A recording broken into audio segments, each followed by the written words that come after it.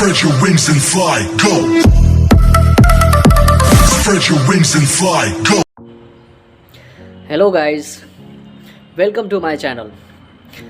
तो कैसे हैं आप लोग? आई होप कि आप लोग सही होंगे। मैं आप लोगों को इस वीडियो में बताने वाला हूं identify the needs of customer. आप ग्राहक की ज़रूरतों की पहचान कैसे करेंगे? गाइस, ये बहुत ही इम्पोर्टेंट है कि आप अगर बिक्री सहयोगी हैं या आपका स्टोर है तो ग्राहक की ज़रूरत को पहचान करना काफ़ी ज़रूरी है। अगर आप ग्राहक की ज़रूरतों को पहचान नहीं करेंगे तो आप कोई भी प्रोडक्ट को नहीं बेच पाइएगा, नहीं सेल कर पाइएगा। तो इसके लिए मैं आपको 6 स्टेप बताने वाला हूँ जिससे आप जान सकेंगे कि ग्राहक की ज़रूरत क्या है। तो चलिए गाइज, मैं वीडियो के आगे तक ले चलता हूँ।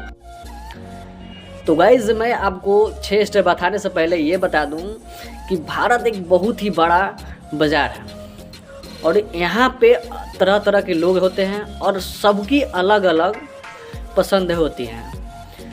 तो गाइज, मैं बता दूं कि ग्राहक उन्हीं चीज़ों को खरीदता है, वही प्रोडक्ट खरीदता है जो उनकी उम्मीदों पर खड़ी हो, वही चीज़ खरीदता है। तो उनकी उम्मीदों को जानने के लिए मैं आपको ये 6 स्टेप बताने वाला हूँ जिससे आप ग्राहक की ज़रूरतों को पहचान कर सकते हैं। तो चलिए गाइज, मैं पहला स्टेप बताता हूँ। तो पहला स्टेप है मेरा पोजेस प्रॉपर प्रोडक्ट नॉलेज। आपको सबसे पहले प्रोडक्ट की पूरी जानकारी होनी चाहिए। इससे क्या हो कि अगर ग्राहक कहता है कि मुझे ये प्रोडक्ट चाहिए तो आपको अगर उस प्रोडक्ट के बारे में पता होगी तभी उस प्रोडक्ट के बारे में आप बता सकते हैं, उसके बेनिफिट, उसके फीचर्स तभी उनसे बता सकते हैं। तो उसके लिए आपको पूरे प्रोडक्ट की जानकारी होनी चाहिए। सेकेंड स्टेप है understanding the customer of needs. ग्राहक की ज़रूरतों को समझो कि आखिर ग्राहक क्या चाहता है। तो उनकी अगर ग्राहक की ज़रूरतों की पहचान करना है तो उनको समझना पड़ेगा कि वो चाहता क्या है। तो ग्राहक को अगर जानना है तो पहले उनसे बात करिए सही ढंग से, विनम्र तरीके से। मैंने अगले वीडियो में आपको बताया था। तो गाइज, अगर उनको समझना है तो उनसे पहले बात करिए सही से, उनसे फ्रेंडली टाइप रहिए ताकि वो आपसे शेयर कर सकें। ठीक है गाइज? तो गाइज, तीसरा स्टेप है build rapport with them to earn their trust. मतलब कि आप ग्राहक को विश्वास दिलाइए कि मैं आपके लिए बिल्कुल ही सही हूँ इंसान, जो आपको प्रोडक्ट दिखाने में मैं सक्षम हूँ। और उन पे आप अपने आप पे विश्वास उनसे दिलवाइए कि ग्राहक समझे कि आप सही हैं, आप हमारे लिए बिल्कुल ही सही हैं, आप हमारे लिए सही प्रोडक्ट दिखाएंगे, आप सही चूज करेंगे। और उनसे रिलेशनशिप बनाइए, संबंध बनाइए, फ्रेंडली टाइप बात करिए। इससे क्या होगा कि ग्राहक समझेगा कि भाई मेरा फ्रेंड है, मैं इनसे शेयर कर सकता हूँ कि मुझे ये चाहिए और हमारी ज़रूरत ये समझ सकता है। इसलिए आप ग्राहक से फ्रेंडली टाइप बात करिए और उनसे एकदम विनम्र तरीके से बात करिए। तो गाइस, चौथा स्टेप है handle customer queries and objection successfully. तो इसका मतलब मैं आपको बता दूं कि आप ग्राहक की आपत्तियों और प्रश्नों को उचित तरीक़ों से दें, उनकी आपत्तियों को समझें और उनके प्रश्नों का उत्तर सही ढंग से दें। ठीक है गाइज? जिससे क्या होगा कि आप अगर उनकी आपत्तियों को नहीं मानेंगे, आपत्ति नहीं मानेंगे किसी बात का, तो वो बंदा आप पे ट्रस्ट करेगा। समझे गाइज? तो मैं आपको 5वां स्टेप बता दे रहा हूँ।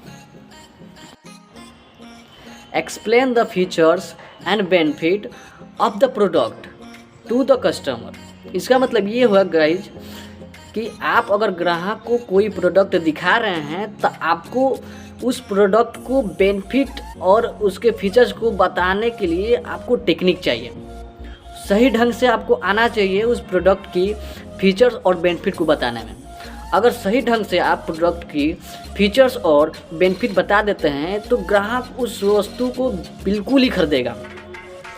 क्योंकि लास्ट स्टेप यही होता है कि आप अगर ग्राहक को पसंद करवाना चाहते हैं तो आप उस प्रोडक्ट को उसके बारे में बताइए कि इस प्रोडक्ट के फीचर्स ये है, इसका बेनिफिट ये है।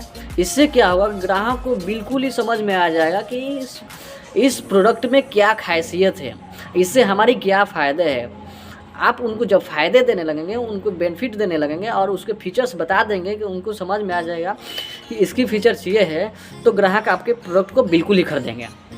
ठीक है गाइज, लास्ट स्टेप है establish a good eye contact. मतलब कि आप ग्राहक से बात करते समय आई कांटेक्ट रखें। इससे क्या होगा कि आपके बातों को ग्राहक बिल्कुल ही आसानी तरीके से समझ सकता है। समझ सकते हैं आप कि अगर आई कांटेक्ट, अगर सामने वाले व्यक्ति से अगर आई कांटेक्ट आप देकर बात करते हैं तो बिल्कुल ही आसानी तरीके से समझ पाएगा। अगर मान लीजिए कोई सामने व्यक्ति है, उसको समझाना है, तो ऐसा होता है कि हम आई कांटेक्ट मिलाकर बात करते हैं, वो हमारे जुड़ जाते हैं, हमारे आई कांटेक्ट से जुड़ जाते हैं और हमारे बातों को समझ जाते हैं आसानी से, बिल्कुल ही। तो ऐसे ही गाइज, अगर हम ग्राहक के सामने आई कांटेक्ट बनाकर बात करते हैं बिना तरीके से, तो क्या होता है कि आपकी बातों को बिल्कुल ही आसानी से समझ जाते हैं। तो फाइनली गाइज, मैंने 6 स्टेप बता दिया है, बस आप लोगों को 6 स्टेप को फॉलो करना है। तो मैं अब बता दूं अभी कि अगर आप ग्राहक की ज़रूरत नहीं जानेंगे तो कोई वस्तु नहीं बेच पाएंगे, और ग्राहक की मांगे अगर पूरी आप नहीं कर पाएंगे तो ग्राहक निश्चित है कि आपके स्टोर से चले जाएंगे।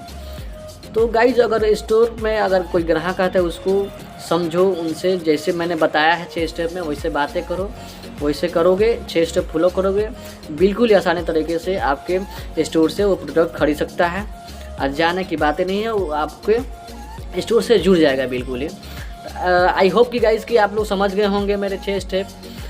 अगर मेरे वीडियो अच्छी लगी है तो मेरे वीडियो को लाइक करें और कमेंट करें। अगर आप मेरे चैनल पर न्यू हैं तो मेरे चैनल को सब्सक्राइब करें।